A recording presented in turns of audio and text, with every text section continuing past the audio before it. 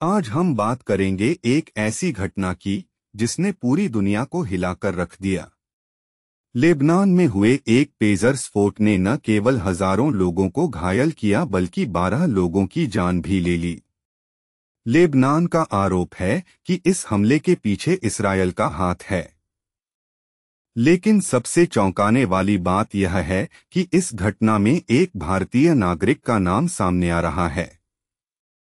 कौन है ये भारतीय नागरिक और कैसे जुड़ा है ये इस रहस्यमयी साजिश से? चलिए जानते हैं इस पूरी कहानी को।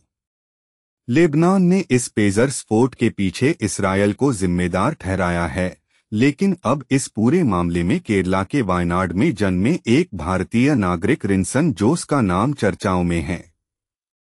जोस, जो फिलहाल नॉर्वे में रह रहा है, पर आरोप है कि उसने ही वो पेजर्स हिजबुल्लाह के आतंकवादियों को सप्लाई किए जो इस भयानक साजिश में इस्तेमाल हुए। अब सवाल उठता है, ये पेजर था क्या?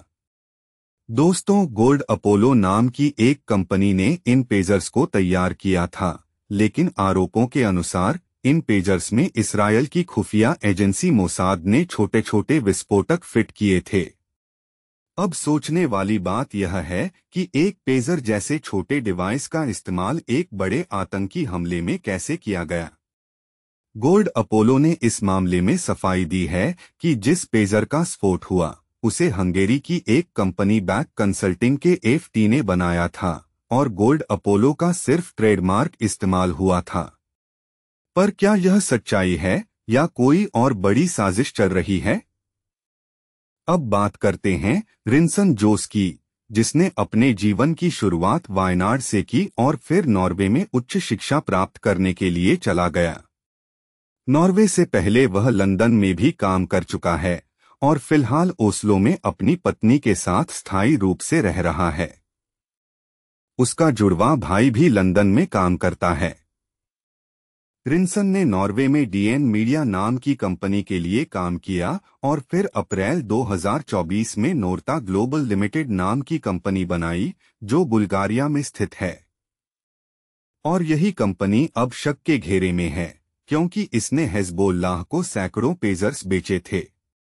बुल्गारिया की सुरक्षा एजेंसियां अब इस कंपनी की जांच कर रही हैं।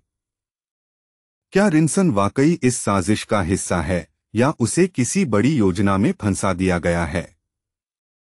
रॉयटर्स की रिपोर्ट के मुताबिक नोर्ता ग्लोबल का पते पर सैकड़ों कंपनियों का रजिस्ट्रेशन है, लेकिन नोर्ता का वहां कोई नामो निशान नहीं है।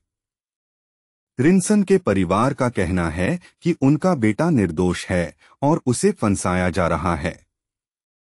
साजिश की परतें अभी खुलनी बाकी हैं, लेकिन इतना जरूर है कि ये घटना एक ऐसी कहानी को जन्म दे रही है जो शायद आने वाले समय में और बड़े खुलासे करेगी।